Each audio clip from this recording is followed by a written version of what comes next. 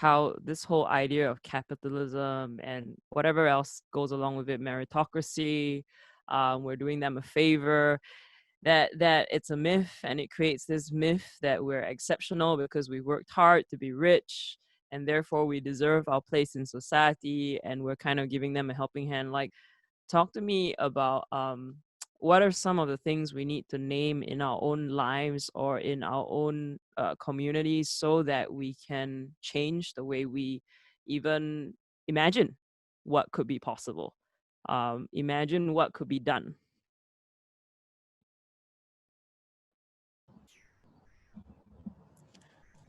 Pastor Chris, come on. You've been a little quiet there. I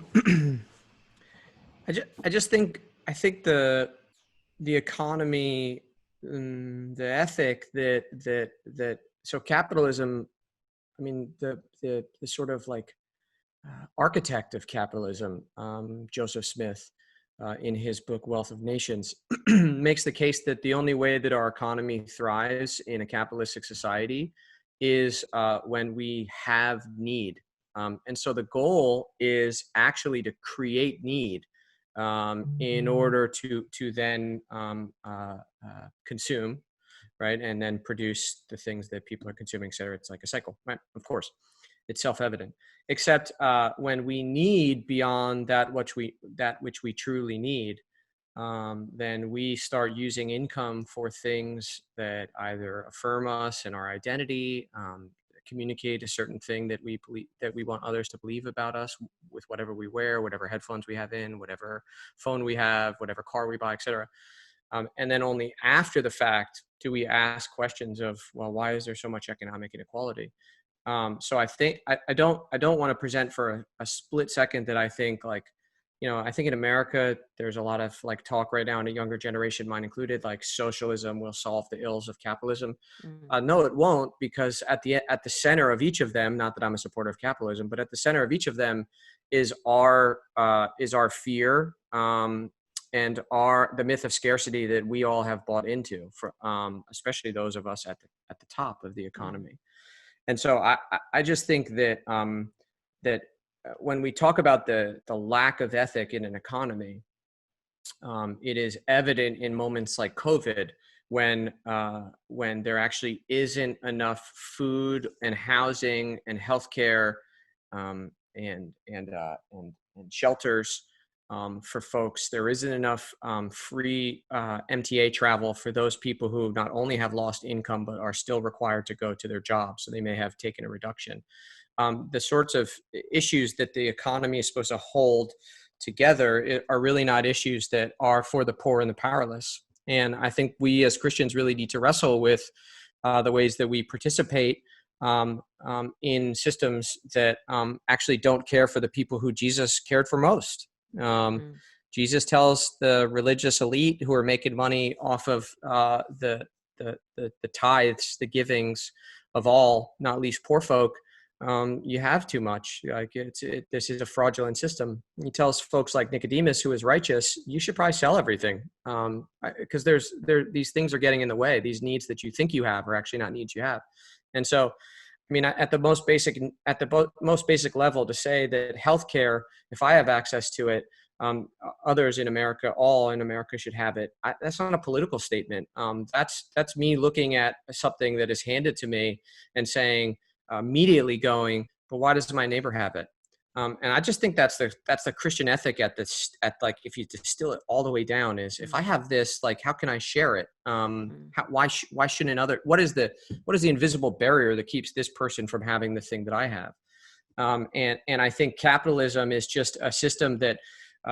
Another key thing to capitalism is that it's an invisible hand, right? Y'all have probably heard it if you've studied economics. It is supposedly this thing that just is self-fulfilling. It just keeps itself going. We can just step back, and all we need to do is buy, and all we need to do is make, and it's just going to run itself. I mean, in 2 weeks, our entire economy in America has been wiped out. The facade that we have a healthy economy and that things are distributed evenly and that everyone has access has been completely ruined. And no one in East Harlem is surprised. No one.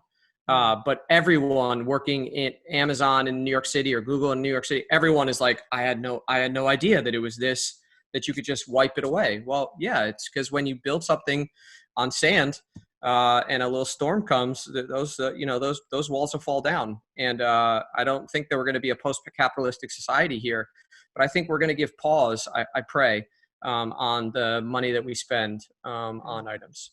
Yeah. Estella, you look like you want to chime in on something. Now I'm about to burst out in applause and amens. And yeah, felt like church service right there. Oh yeah, okay. So I can say something. You want to say something? Cool, go.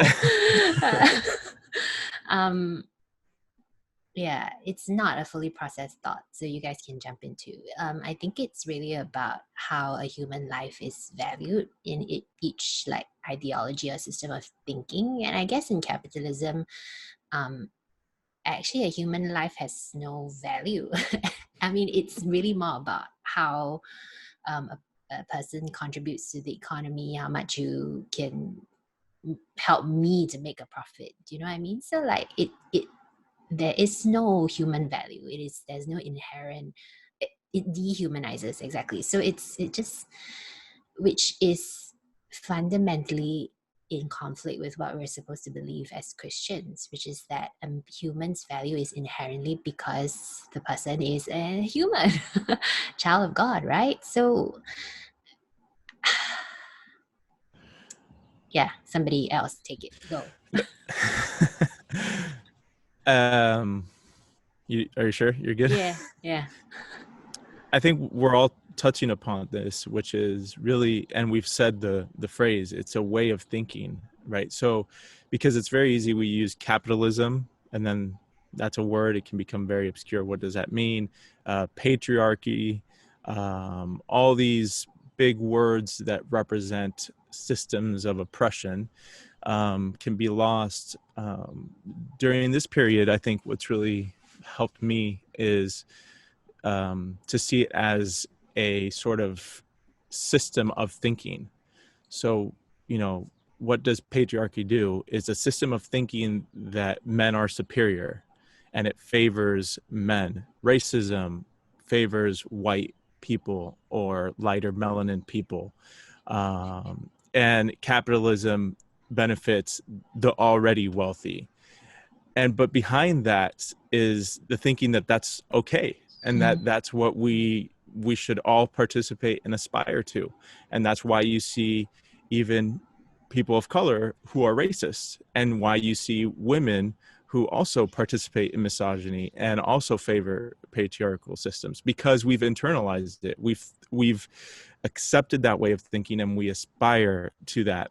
And so it's out there, but it's also kind of in there, and that's where we've Chris and Estella have both said it. That's the contrast I think that Scripture gives us, right? It gives us a different way of thinking, and discipleship, I think, is consistently giving ourselves to trying to think differently. And you used PC the word imagine, to reimagine the world in a different way.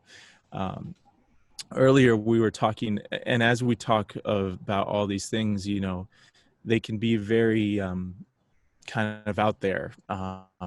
And someone said it, proximity. I think that proximity is really what helps you identify, and all of us here, I think, are very privileged.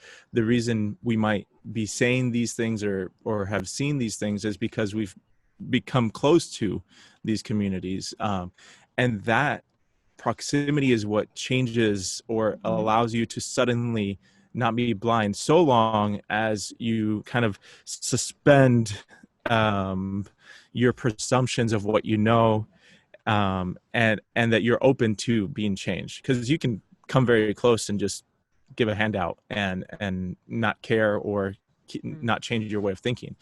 But if you come in proximity and you're open to change, I think that that's when you start being able to see these systemic injustices. And that's what we see Jesus do all the time, right? He is with the people. He is sharing life and stories with those who are suffering. and calling out the people, as Pastor Chris said, who are systemically oppressing them. So, yeah, go for it. Well, something you said, like, yeah, amen to everything that's being said, and I want to locate the conversation. Like, whenever I talk about systemic ills, right? This can seem like a big, weighty, almost academic conversation, like a patriarchy. How many letters is that? Xenophobia. There's all these isms and arties, right? Okay, at least in my path, patriarchy. I have my access point wasn't my intellect. My access point was my own stubbornness coming down enough where I could listen to a woman tell me her experience, because it was right there in her story. And I would encourage, we talked about this a year ago when we were in Singapore. I encourage all men to maybe, if they have someone close to them, to like ask them, are these things that you've experienced, or these things that you've seen? I would be surprised if immediately you didn't get a yes. I'm not I know it's a little tone deaf. I'm not trying to speak on behalf of a woman here, but the reality is we actually don't need to understand patriarchy at an academic level, or capitalism. We can actually just, to your point, John, be near enough to someone's story to go, I'm going to actually let down my guard, and I'm going to believe what you tell me is your experience. And the second that you start believing someone else's experience and listening to them, especially those who don't carry social power, that's where scales have just fallen off my eyes. And now I actually come in an approach to say, I have no idea what I'm talking about in anything. Like, I'm going to spend the rest of my life learning. Like, what I think I know are the ills of an unequal economy is actually just like a fraction of it, because for the rest of my life, I'm just going to hear more stories, and each story is going to get filed away as, okay, I'm learning, I'm listening to my fellow human. And so I would say the access point to all of these systemic ills is exactly what you're saying, John. Proximity to someone who has a story of oppression or marginalization, and often that story is right there in their narrative. But privilege can keep us from actually even asking or hearing it. And so it's a nearness to and a willingness to learn.